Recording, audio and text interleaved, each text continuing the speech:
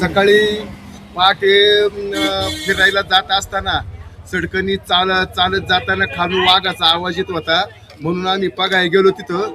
तर मादी त्या पिंजऱ्यामध्ये अडकली आणि नंतर मग सगळ्या गावात चर्चा झाली ती, आणि मग सगळ्या गावातली लोक तिथं बघायला आली.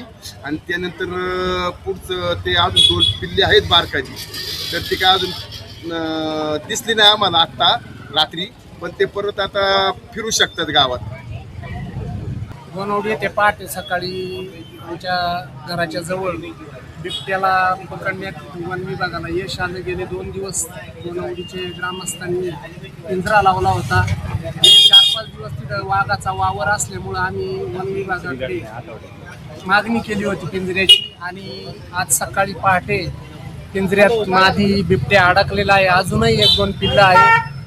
आणि आमची वन विभागाला विनंती आहे का पुन्हा परत एक पिंजरा लावला जावा आणि ते राहिलेले बिबटे पकडण्यात यावे.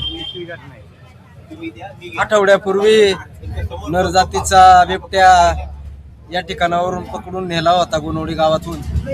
त्यानंतर जी मादी राहिली होती ती अतिशय घायल झालेली होती.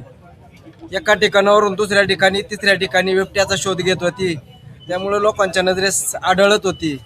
वन विभागाला आम्ही वारंवार तक्रार करून त्यांनी पुन्हा पिंजरा लावला आणि 4-5 दिवसानंतर ती त्या पिंजऱ्यामध्ये कैद झाली.